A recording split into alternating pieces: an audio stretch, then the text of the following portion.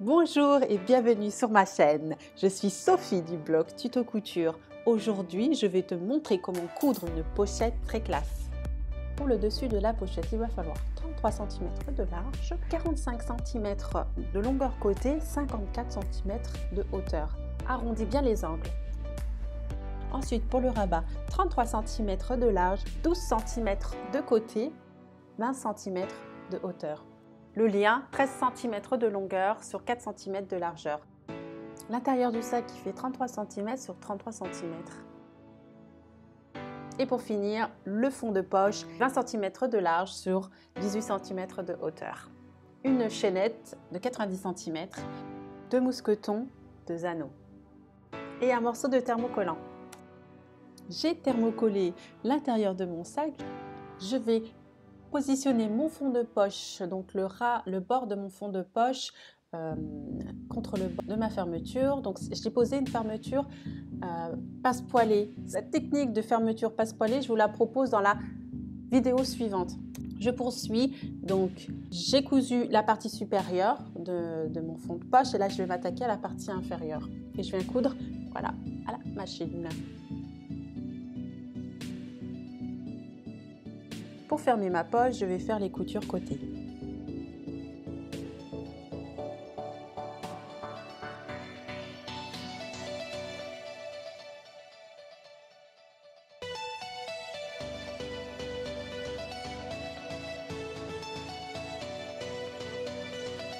Étape suivante, le lien. J'ai tracé préalablement un trait au centre, d'accord, pour venir rabattre mes bords, là, mon bord droit et mon bord gauche, et je le plie une dernière fois en deux. Voilà, j'appuie bien comme c'est du simili-cuir, donc on écrase bien au doigt. Je viens coudre au bord. Je le plie en deux, je le coupe pour avoir deux liens.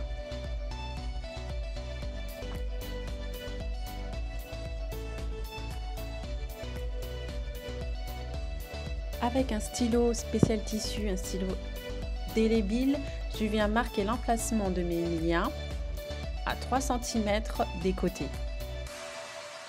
Je prends mon lien, j'y mets mon anneau.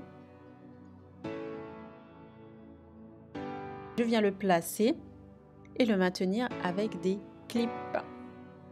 Alors en fait, c'est des pinces clips.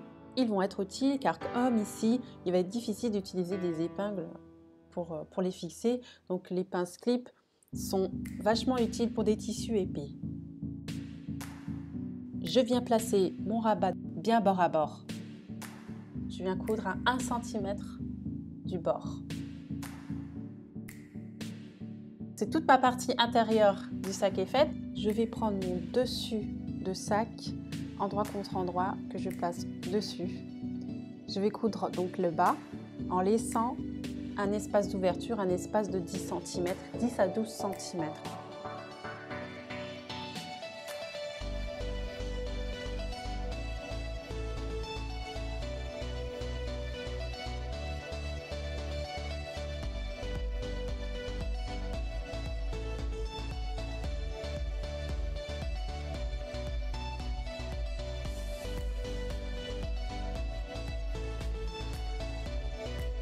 Mon ouverture est faite. Je vais maintenant retourner mes deux parties en veillant à ce que ce soit bien l'un sur l'autre, donc au niveau de la tête, là du triangle. Et en principe, le dessous, d'accord, du simili-cuir, là la partie en dessous doit dépasser de 1 cm. Et je viens coudre à 2 mm du bord.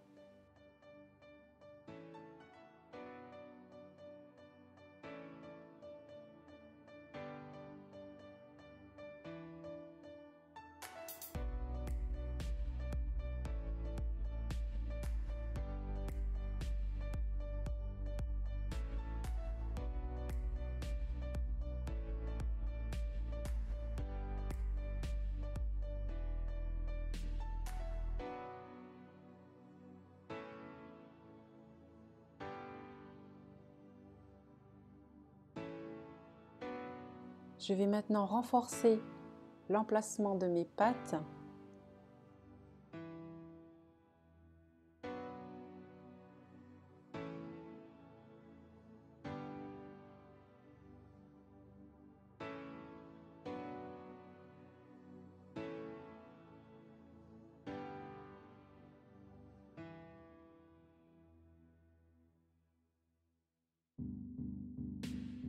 Maintenant, tout est bien sécurisé, je peux continuer. Regarde bien ce qui va suivre, cette étape est importante.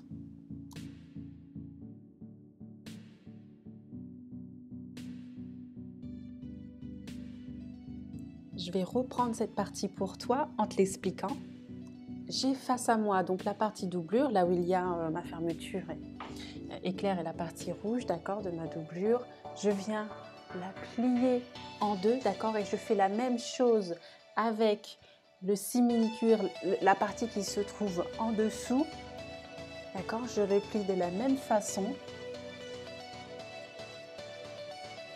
et je viens coudre les côtés, la pointe.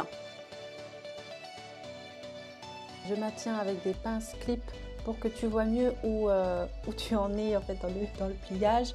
Tu vois que la partie où j'ai laissé l'ouverture, en fait, là où après j'ai fait une surpiqûre, elle se trouve ici, à 20 cm du bas.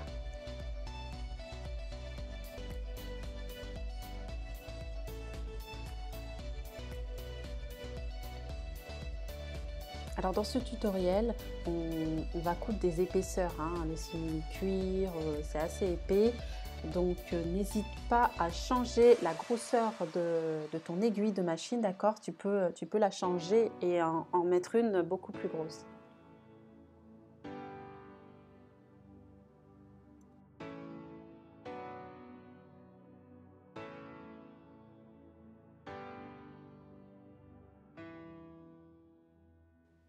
Je vais maintenant pouvoir le retourner. Donc j'ouvre, vous voyez la partie à l'intérieur. Donc là, c'est l'endroit où j'ai laissé mon ouverture de 10 à 12 cm. Donc je vais retourner tout mon sac par là.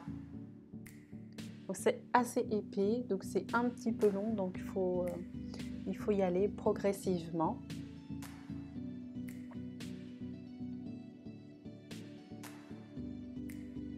Vas-y progressivement, hein, n'essaye pas de tirer sur tes coutures, hein, ça serait dommage de devoir le refaire.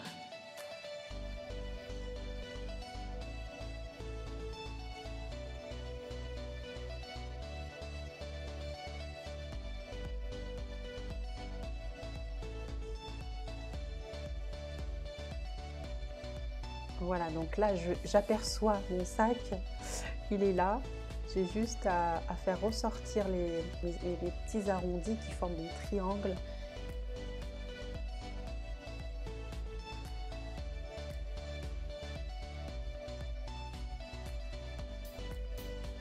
Voilà mon sac, voilà ça, une tête de sac, voilà ma pochette. Donc j'ai pas montré dans le tuto comment je positionnais, comment je fixais mes boutons magnétiques. Je vais le faire, voilà, tout comme la fermeture passepoilée dans la vidéo qui va suivre. Je viens coudre, faire une surpiqûre là pour bien maintenir et garder cette forme enveloppe en fait, ça, cette pochette enveloppe. Je viens coudre à 2 mm tout autour.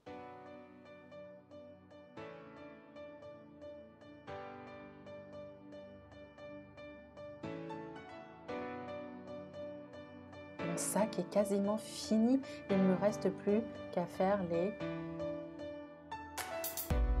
Il me reste à faire le point invisible pour fermer mon ouverture.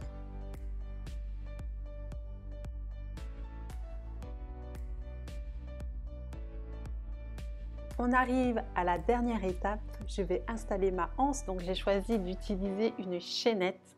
C'est tout simple à appliquer, j'écarte un maillon, j'y mets mon mousqueton et je referme bien avec la pince. Je fais la même chose des deux côtés. Et je vais pouvoir le fixer. Donc j'ai voulu mettre des mousquetons pour pouvoir enlever la anse selon mes besoins, si j'avais envie de le porter sous le bras ou sur l'épaule.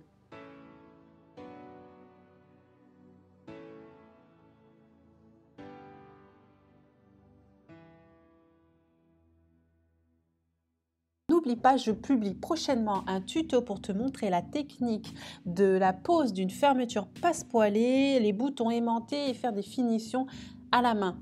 Active la cloche qui se trouve sous cette vidéo pour être sûr d'être prévenu. Voilà une jolie pochette pour donner de l'élégance à ta tenue. J'espère que ce tuto t'a plu et qu'il t'inspire. En tout cas, je souhaite que tu laisses exploser ta créativité dans, pourquoi pas, le choix de la doublure qui peut être original. N'hésite pas à liker et partager cette vidéo. Sur ce, à bientôt. Ciao!